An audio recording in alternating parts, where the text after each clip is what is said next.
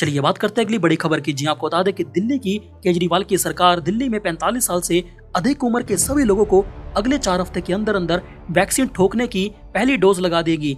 दिल्ली के मुख्यमंत्री अरविंद केजरीवाल ने यह बताया कि इस वैक्सीन के ठोकने के लक्ष्य को करने के लिए आज से जहां बूथ वहां पर वैक्सीनेशन अभियान शुरू किया जा रहा है। वैक्सीनेशन सेंटर पर कम लोग आ रहे हैं, इसीलिए दिल्ली सरकार ने लोगों के घर घर में घुसने का यानी कि उनके घर पर जाने का निर्णय लिया है वैक्सीन लगाने के लिए। दिल्ली के सभी वार्ड में स्थित पोलिंग बूथ पर वैक्सीन लगाई जाएगी। लोगों को सेंटर तक लाने के लिए बड़ी संख्या में ई रिक्शा का इंतजाम किया गया है। बीएलओ की टीम घर घर जाकर दिल्ली में पात्र लोगों को वैक्सीनेशन यानी कि टीका ठोक देगी और जो वैक्सीन लगाने से मना करेंगे लोग उन्हें एक तरीके से समझाया जाएगा। सीएम केजरीवाल ने यह बोला कि जब 18 से लेकर 44 साल की उम्र के लोगों के लिए पर्याप्त वैक्सीन मिल जाएगी हमें केंद्र की मोदी सरकार द्वारा, तब हम इसी तरह से 2 बार अभियान चलाकर उन्हें भी वैक्सीन ठोक देंगे। सीएम केजरीवाल ने अपील करते हुए लोगों से ये बोला है कि सभी लोग बढ़ चढ़कर वैक्सीन लगवाएं, कोई भी डरे नहीं। ये एक तरीका है जिससे हम दिल्ली के लोगों को कोरोना से बचा सकते हैं। आपको बता दें कि दिल्ली में 45 साल के ऊपर की उम्र के लगभग 57 लाख लोग हैं। इनमें से 27 लाख लोगों को पहली डोज कोरोना वायरस की टीके की लगा दी गई है। अभी 30 लाख बचे हुए हैं दिल्ली में बुजुर्ग। केजरीवाल ने यह बोला कि 30 लाख लोगों को अब पहली डोज लगानी है कोरोना वायरस के टीके की। हमने दिल्ली में 45 साल से ऊपर के लोगों के लिए जितने भी वैक्सीनेशन सेंटर खोले हैं दिल्ली में, उनमें लोग बहुत ही कम आ रहे हैं, जिसकी वजह से कर्मचारी काफी समय तक खाली बैठे रहते हैं, कोई टीका लगाने नहीं आता और काफी वैक्सीन हमारी बच जाती है। इसी के मद्देनजर ये तय किया है हमने कि लोगों का इंतजार किए बिना अब हमें लोगों तक घर घर घुसकर जाना पड़ेगा और वहां पर उनको टीका ठोकना पड़ेगा। अब हमें लोगों के घर घर जाना पड़ेगा।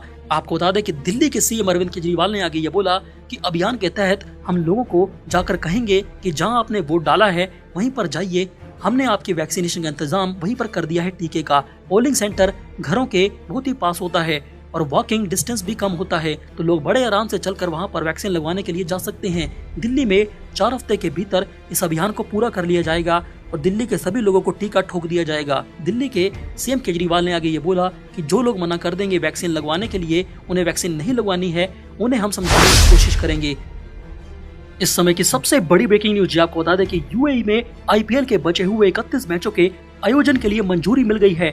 इससे क्रिकेट प्रेमी खुश हो चुके हैं। जी आपको बता दें कि मई में कोरोना वायरस के बढ़ते मामलों के कारण भारत में बीसीसीआई को अनिश्चित काल के लिए आईपीएल का टूर्नामेंट स्थगित करना पड़ा था। इसकी वजह से सभी खिलाड़ी भारत छोड़कर अपने अपने देश चले गए थे। अब जानकारी के मुताबिक 19 सितंबर से, जी ध्यान से सुनिए, 19 सितंबर से आईपीएल 2021 एक बार फिर से शुरू होने वाला है और इसका फाइनल आईपीएल का मैच 15 अक्टूबर को, जी 15 अक्टूबर को दशहरे वाले दिन आईपीएल का फाइनल खेला जाएगा। बड़ी बात तो ये है कि आईपीएल के बचे हुए मैच यूएई में शारजा, दुबई और अबू धाबी में खेले जाएंगे।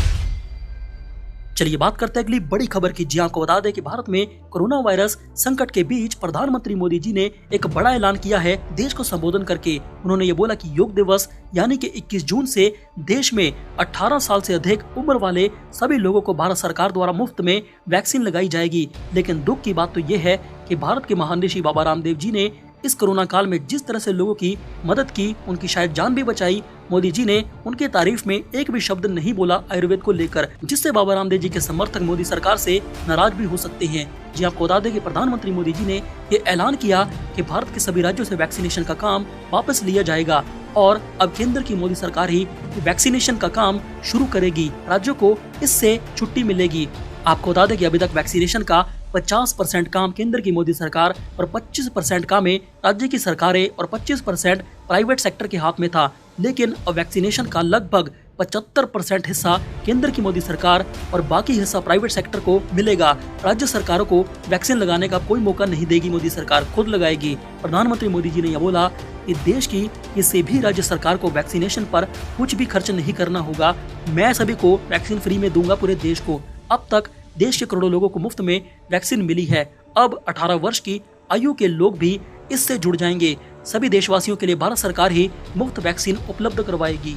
आपको बता दें कि देश को संबोधन करने के दौरान प्रधानमंत्री मोदी जी ने गरीबों के लिए बड़ा ऐलान किया है। प्रधानमंत्री मोदी जी ने यह बोला कि कोरोना संकट के बीच गरीबों को पहले भी मुफ्त राशन हमने दिया है। इसके दौरान प्रधानमंत्री मोदी जी ने देश को संबोधन करने के दौरान ये बोला है कि इस साल दिवाली तक यानी कि नवंबर के महीने तक गरीबों को पीएम गरीब कल्याण अन्न योजना के तहत मुफ्त में राशन मिलता रहेगा। लेकिन बड़ी बात तो सोचने वाली ये है कि क्या प्रधानमंत्री जी ऐसा कुछ नहीं कर सकते कि सभी लोगों के पास रोजगार हो, और कोई भी देश में गरीब ना बचे, ताकि इनको गरीबों को मुफ्त में राशन ना बांटना पड़े। इसीलिए मोदी सरकार को सबको रोजगार देने के लिए ठानना चाहिए। और भारत में सबको नौकरी देने का काम तभी सफल हो सकता है रोजगार देने का, जब पूरे भारत में जनसंख्या नियंत्रण कानून लाया जाएगा मोदी सरकार द्वारा, जो कि उन्होंने अभी तक लाने के लिए कोई भी हामी नहीं दी है। इसके अलावा प्रधानमंत्री मोदी जी ने देश को संबोधन के दौरान ये बोला कि देश में बन रही भारतीय वैक्सीन में 25% प्राइवेट सेक्टर के अस्पताल सीधे ले पाएं, ये व्यवस्था जारी रहेगी। प्राइवेट अस्पताल वैक्सीन के निर्धारित कीमत के उपरांत एक डोज पर अधिकतम 150 रुपए ही सर्विस चार्ज ले सकेंगे। यानी कि प्राइवेट अस्पताल में अभी भी वैक्सीन के लिए पैसे लिए जाएंगे, लेकिन 150 रुपए ही सर्विस चार्ज वैक्सीन के लिए ले पाएंगे। देखना यह होगा कि क्या इस बात में दम है या फिर नहीं। इसकी निगरानी करने का काम राज्य सरकारों के पास ही रहेगा। अपने संबोधन में देश के प्रधानमंत्री मोदी जी ने आगे ये बोला कि कोरोना की दूसरी लहर से देश की लड़ाई जारी है। दुनिया के कई देशों की तरह भारत भी बहुत ही बड़ी पीड़ा से गुजरा है। पीएम मोदी ने आगे ये बोला कि कई लोगों ने अपने परिजनों को खोया है इस कोरोना वायरस के काल में। ऐसे में सभी परिवारों के साथ मेरी संवेदनाएं हैं। कोरोना वैक्सीन को लेकर पैदा हो रही भ्रांतियों को लेकर प्रधानमंत्री मोदी जी ने भी ये बोला है कि कोई भी किसी की अफवाह में ना आए और बयानों पर ना जाए, हर कोई वैक्सीन लगवाए। यानी कि इनडायरेक्टली मोदी जी ने बाबा रामदेव जी को सीधे सीधे निशाने पर लिया है, जो वैक्सीन की सच्चाई लोगों को बता चुके हैं।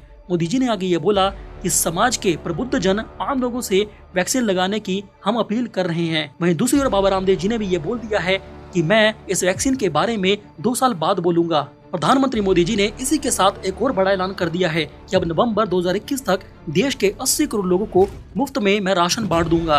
केंद्र की मोदी सरकार ने पिछले साल भी ऐसी ही स्कीम चलाई थी। पीएम मोदी ने आगे ये बोला कि कोरोना की दूसरी लहर के बीच फिर संकट हुआ है। ऐसे में अब मोदी सरकार फिर से स्कीम ला रही है। मोदी ने आगे ये बोला कि देश ने कई मोर्चों पर एक साथ लड़ाई लड़ी है इस कोरोना वायरस के काल में।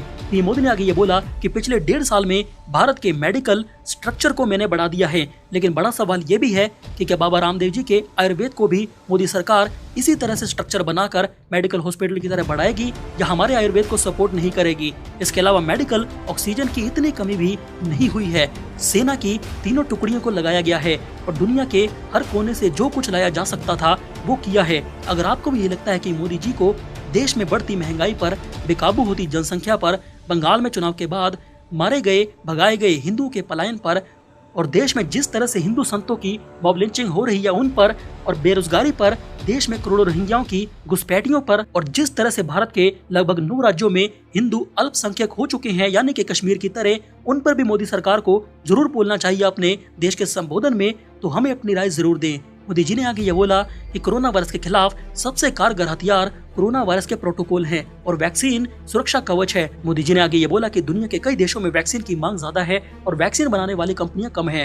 भारत के पास अगर अपनी वैक्सीन ना होती तो हाल कुछ और ही होता। प्रधानमंत्री मोदी जी ने आगे ये बोला अपने संबोधन में कि भारत को कोरोना ने घेर लिया था, लेकिन एक ही साल में भारत ने 2 वैक्सीन बनाई और अब तक 23 करोड़ लोगों को वैक्सीन की डोज दी जा चुकी है। लेकिन बड़ा सवाल तो यह है कि प्रधानमंत्री मोदी जी जिस तरह से कोरोना वॉरियर्स कहकर सभी को सम्मान देते हैं, हमारे एलोपैथी वालों को इसी तरह से प्रधानमंत्री मोदी जी हमारे देश के बाबा रामदेव जी को इस तरह का सम्मान क्यों नहीं देते। पीएम मोदी ने आगे ये बोला कि आने वाले दिनों में वैक्सीन की सप्लाई तेजी से बढ़ने वाली है। भारत में देश में 7 कंपनियां वैक्सीन का प्रोडक्शन कर रही हैं।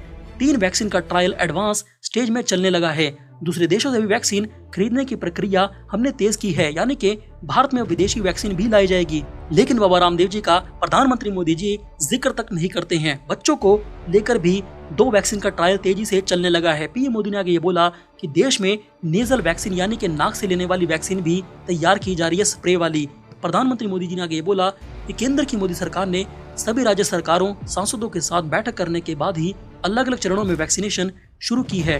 पीएम मोदी ने आगे ये बोला कि अगर कोरोना की दूसरी लहर से पहले फ्रंटलाइन वर्कर को वैक्सीन नहीं लगती तो बहुत बड़ा संकट हो जाता।